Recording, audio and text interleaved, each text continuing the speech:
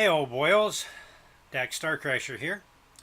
I thought I'd just see if I could explain a little bit about the interior of the cockpit here. I'm going to start off with the HUD. Um, as you can see in front of me, we've got a planet. It happens to be Iranian 2, and we are in a war zone. The Iranian people and the Federation are fighting for the control of the system. And in the final game, the final control will actually end up being player decided. In other words, if a lot of players fight for the Federation, then the Federation will take over the system, and it could change the prices of goods in the system and the surrounding systems for that matter. Or if they fight on the side of the locals, then they could keep it and the Federation gets completely kicked out. Just to the right of that, you see a representation of what you have targeted.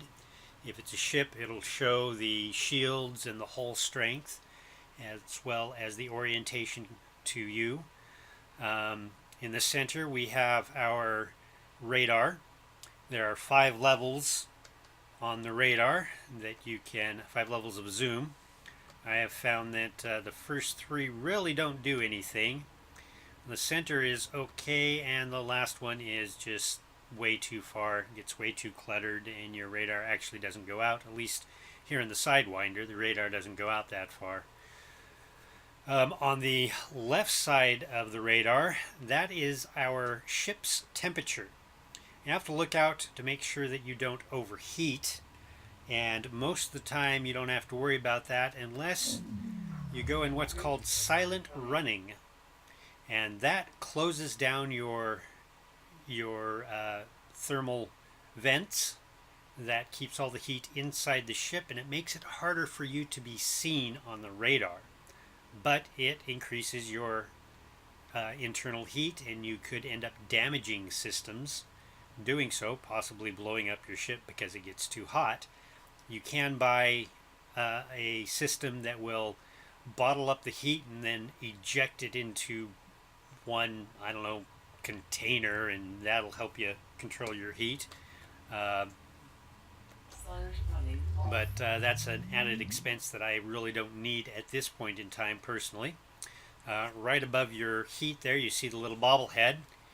He moves back and forth depending on your, well, not so much when you're standing still, but his head bobbles back and forth. You can have no bobblehead. You can have this guy that they call Toku, or you can have a Christmas tree. Toku is pretty cool, well, compared to the Christmas tree anyway.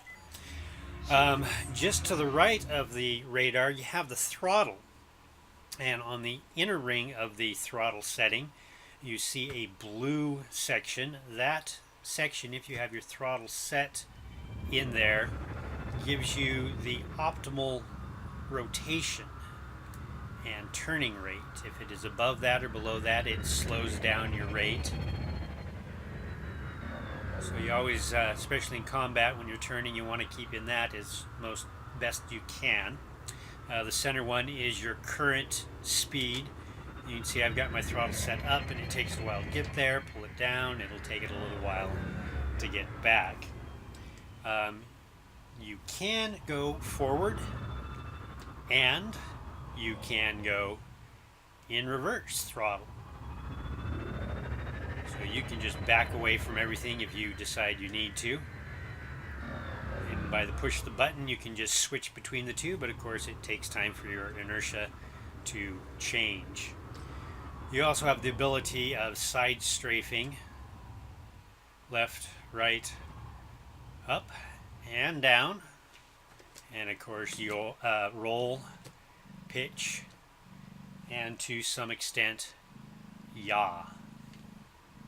It's not very fast to yaw, but the option is in there. Right above the throttle setting, you have your compass. You will see that right now I've got the planet set, and you'll see that the yellow dot is in the center and it appears kind of bright. If I turn over here, it will dim a little bit. There, it just dimmed, and so now it is behind me, and there it is directly behind me. I can't turn around in my cockpit at this point in time and see it. Even if I did, there'd be a chair behind me. Next to that is your ship. As you can see, I have 95% hull. I was doing some combat and kind of got banged up a little bit. I've got full shields, and you can see the ship, the graphic representation, and it does rotate a little bit with you, so you can see what you're planning on doing or what direction your ship is rolling, especially if you're out of control. Next to that, you have your systems. You've got 3 systems that you can put energy into. You've got your systems, which is basically your shields. You've got your engine, and you've got your weapon, and then right below it, it says reset. You've got a total of 8 pips and 12 possible positions. So you can't fill everything, but you can increase any one of them. It will automatically decrease others, so sometimes it makes it a little difficult getting everything set the way you want. It takes multiple presses to get it there, but with practice you can do that. Right above those system energy and engine and weapons, you can see the energy bars. The light that flashes up like that, that's the charge rate. And right now you can see all those batteries are full.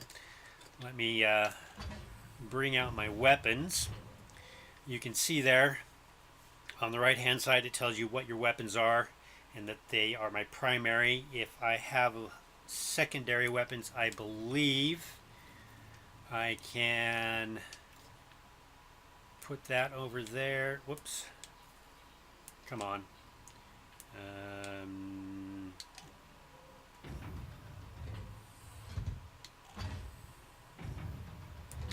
Let me try taking it off of, there we go. Yep, secondary shows up on left, primary shows up on right. So now I can fire one laser and I've got them backwards, or the other, or both. That might not be a bad idea. Well, anyway.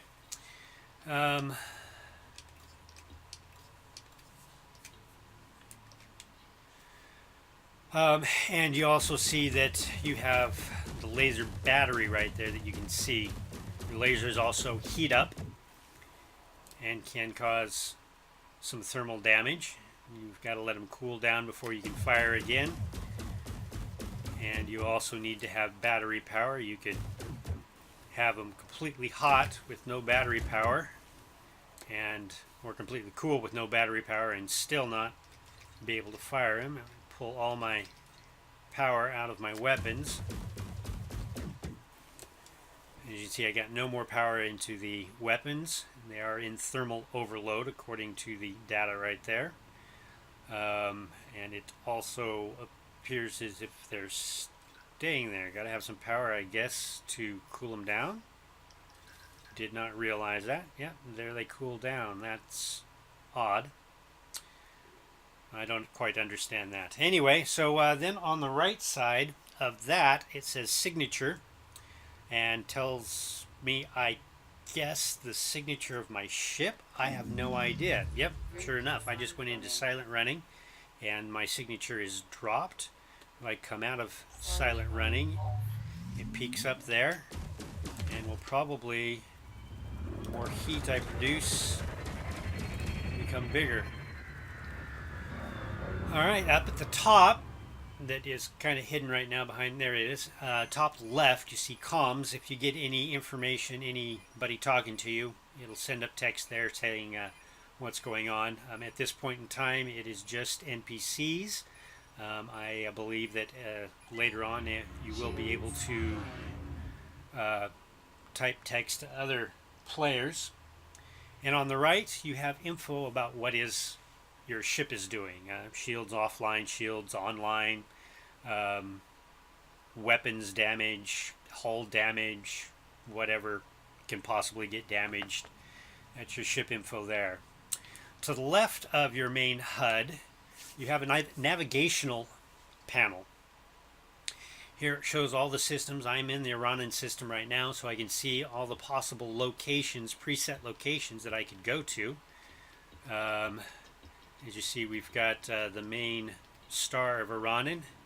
Iranan 2 apparently is the first planet in, and we've got a couple of combat zones we could go check out. Iranan 3, Azeban, or Iranan 4, I guess it would be. That is where the spaceport is. I guess Iranan 4 is a separate planet itself. And 5, 6, however many planets you have.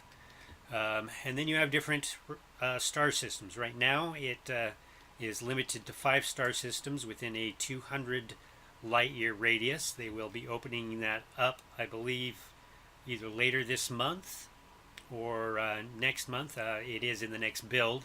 I heard that they will open that up. On the right side of the display here, you can see where the distance, how far away you are in light seconds and light years. Also along the top there, you have, if you have ships within range, you have contacts, and you can select and target those contacts from this screen. You can also, if you are going to go in for a dock, you have to get permission to dock, so you target the port and you ask them to allow you to dock, and they will do so. You can also zoom into your radar here, I guess just to see it better, really not necessary. And you saw a little bit ago over here on the right side, this is my ship status. Shows you on this first section what you're flying, your commander's name, how many credits you have, how many kills, if you have a bounty, and whether you are a criminal or not. Next to that, you have the different modules. You can set them up for if you are running out of power, what systems it's going to shut off first, what systems it's going to keep going, such as cargo hatch here. Personally, if I'm running out of power and I'm probably in combat, I don't need my cargo hatch open. I would definitely need my shields. I definitely need my engines. Best to have life support, and my sensors. Lasers, well, it all depends. If I'm running, I wouldn't want them going, but if I'm not running, I would kind of want them up, so I could set those at level 2, cargo hatch down to level 3, and it'll shut off my cargo hatch first, power the cargo hatch, then my lasers, and then the rest of the systems. Power distribution, I definitely want that, because you definitely want to be able to change where your power is going. Your frame shift drive, very important to have power to that. The power plant, you cannot shut that off because, well, it is always on. That's what you're doing there. Radiators, you can shut them down. Next, you have your fire groups. You can set up your different weapons to different fire groups. You got 2 fire groups. Then you have your cargo manifest, what's in your hold. And next to that, you have certain functions, such as selecting your factions here, deploying and retracting your landing gear, your cargo scoops, turning your ship lights on, turret weapon mode, forward fire. That's all I got right now. Flight assist on, rotational correction, your gun sights, trailing or leading. I have not been able to figure out the difference. I can increase and decrease the brightness of my HUD. Here's my sensor scale. It can be linear or logarithmic. I leave it linear because I want to see it that way. And so that is the interior of your cockpit. Now you can look around. I don't have my track IR yet. Still waiting for that. Can't get here soon enough, in my opinion, but you can look around your cockpit and see back over here. That's about as far back as I can look. And see up above you. Nice clear view. You can look over here at your systems. You got a keyboard down there. There's your throttle. There it looks like an N52 pad next to that. Over on the right here, you've got your joystick. Looks very much like a Cytec joystick, which basically is the company's uh, chosen or stick of choice, controller of choice. Got a few controls there. Nothing is clickable inside here, so it really is all eye candy. At the moment, the joystick and throttle do not move on the interior of the ship, but it will eventually. That also is in the next update. Got a first aid kit down over there. This over here, this little red white thing, I have no idea what it is. I'm very curious. Maybe it's a fire extinguisher or something. Let's see. We got a little bit of, I don't know, my lunchbox back there, I guess. Got a place to store some things. And let's see, that book there says, I can't read it. Flight Training Manual. Always handy to have, and probably a thermos of some Romulan ale or something there. Maybe it's chicken soup. Who knows? But got a little uh-oh handle there. I think you got one over here too. Yeah, you got one over here too. So in case you need to grab a hold of something while you're spinning out of control, you can do so. So that is the interior of the Sidewinder. I hope you guys have some fun watching. Hope I wasn't too boring. And I will talk to you later. Dax Starcrasher signing out. Fly hard, kill fast.